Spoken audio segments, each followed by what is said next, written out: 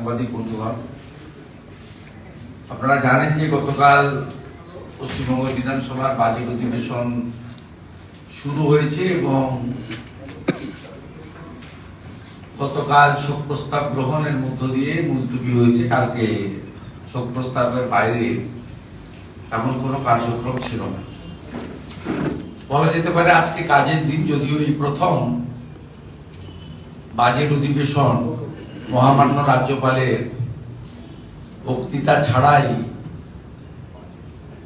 শুরু হয়েছে। এটাও একটা অষ্টম আশ্চর্য, যেহেতু এখানে একজনের মাথা থেকে সব বেরোয় এবং ব্যক্তি কেন্দ্রিক সমস্ত কিছুই রাজ্যের পরিচালিত হয়। এই অভিনব ব্যবস্থার সাক্ষী পশ্চিমবঙ্গের সংসদীয় ব্যবস্থা এবং আমরা যারা বর্তমান বিধানসভার সদস্য বা সদস্যা আমরা দেখলাম বা থাকলাম। যাই হোক, আমাদের এটা নিয়ে আপনাদের সামনে বলা ছাড়া অন্য কিছু উপায় নেই। আমরা ভারতীয় জনতা পার্টির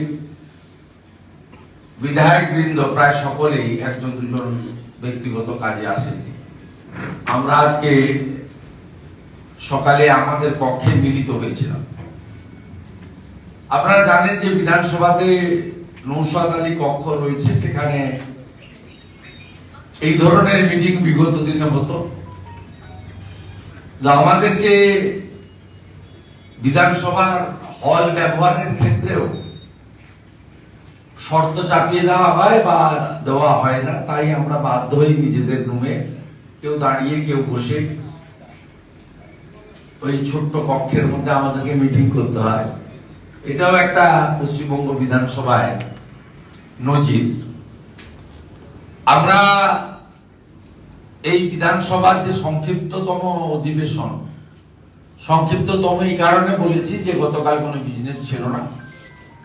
8 তারিখে বাজেট পেশ হবে, শুধুমাত্র ওই একটা বিজনেস আছে এবং যে মূল বিষয় question answer, calling attention, mention,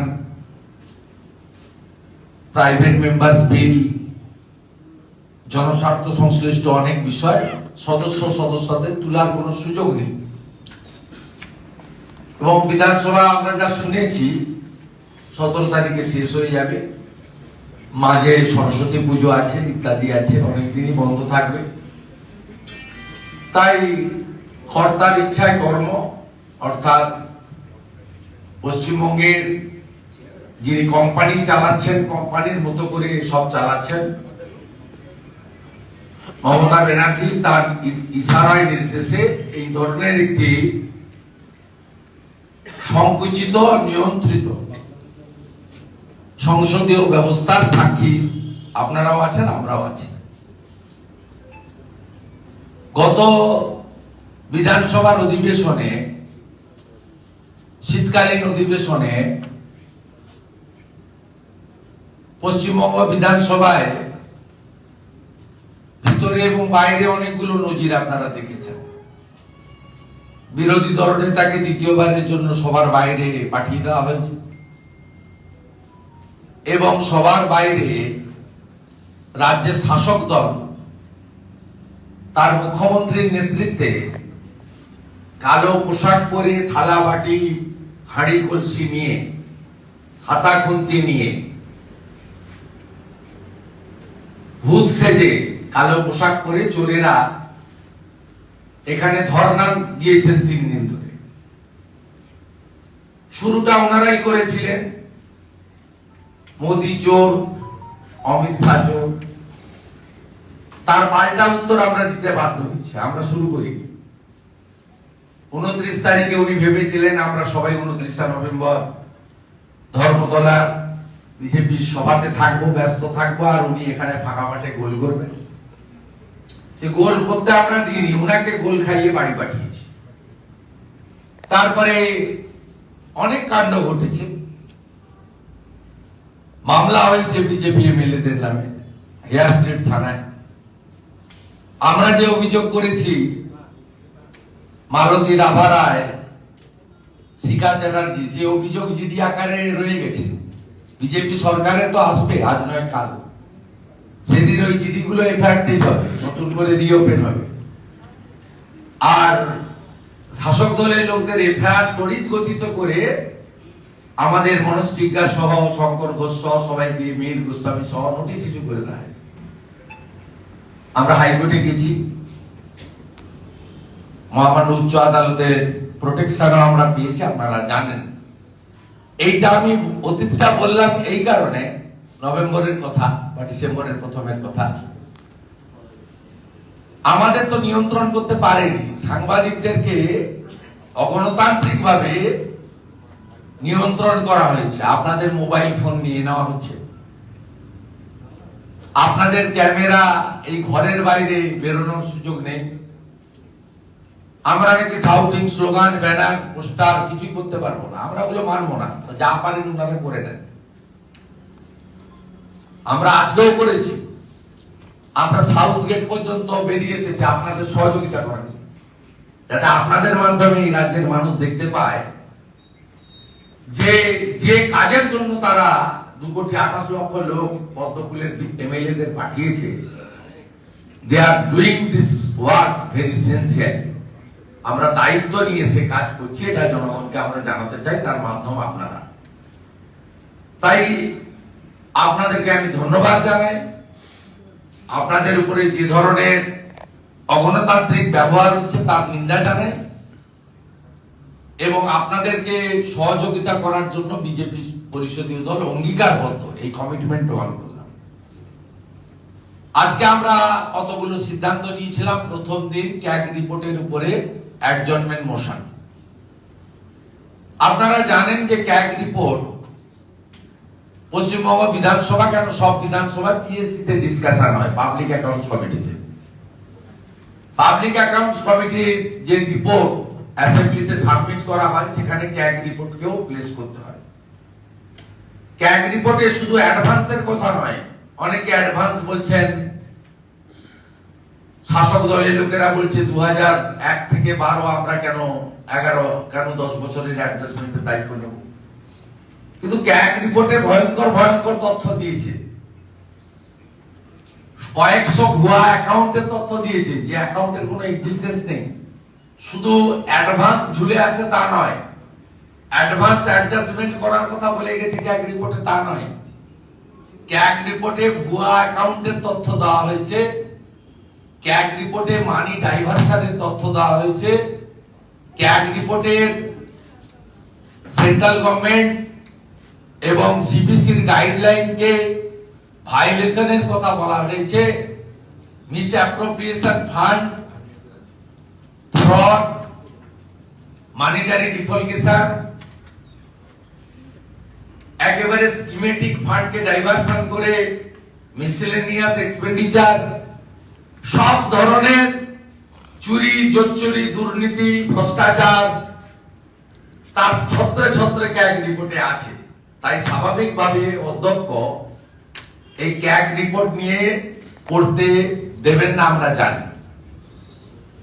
convention অনুযায়ী বিধানসভায় অ্যাডজর্নমেন্ট মোশন দিলে অপোজিশনের পক্ষ থেকে রিড আউট করতে দেওয়া হয়, কিন্তু হাউস স্থগিত করা হয় না, রেয়ার কেস ছাড়া। আজকে আমাদের পড়তে পর্যন্ত দেওয়া হয়নি, কারণ ক্যাচ চোর শব্দটা শুনলে যেমন মমতা ব্যানার্জি আতঙ্কিত, ঘুম ছুটে যাচ্ছে যে কেন চোর বলছে আমাদের। আবার স্বীকারও করেছেন যে হ্যাঁ আমরা চোর হলে অন্যরা ডাকাত। স্বীকারও করেছেন পাবলিকলি যে আমি চোর।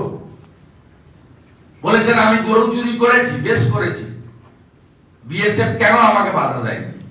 72টা জায়গায় যে জমি দেননি, কাটা তার নেই, সেখানে বিএসএফ এ দাঁড়ানোর কোনো জায়গা নেই, সেখান থেকে যে গরু পাচার করছি সেটা আর বলেননি। তাই এখন ক্যাগ শব্দ শুনলেই রাজ্যের মুখ্যমন্ত্রী বা শাসক দল লাফাচ্ছে, তাই আমাদের পড়তে দেওয়া হয়নি।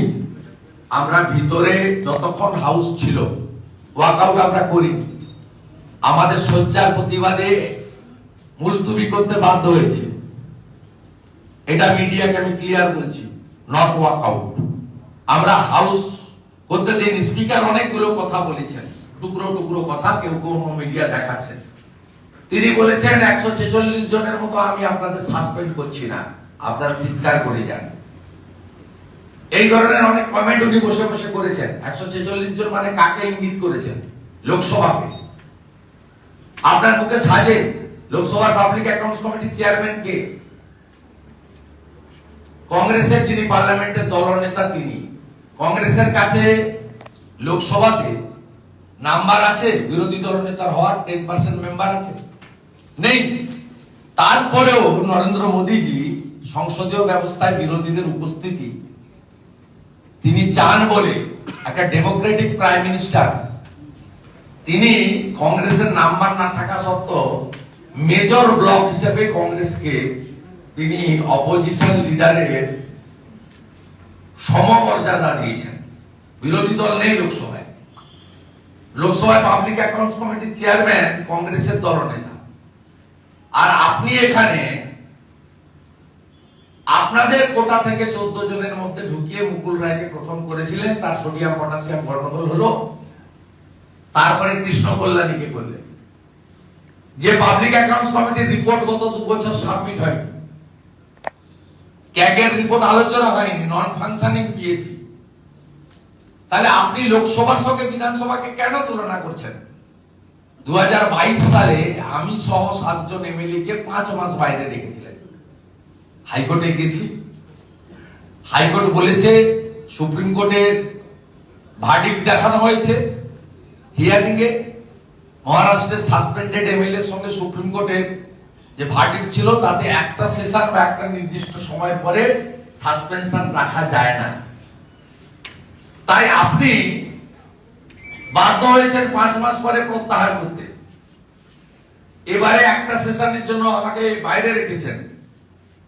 মমতা ব্যানার্জির নির্দেশে আগে থেকে রেডি করা ছিল। উনি চোর শুনতে চান না, এখন ক্যাক শুনতেও চাচ্ছেন না, অথচ ক্যাক ক্যাক ক্যাক ছি ছি কু কু কু কু করে যাচ্ছেন। কাকু,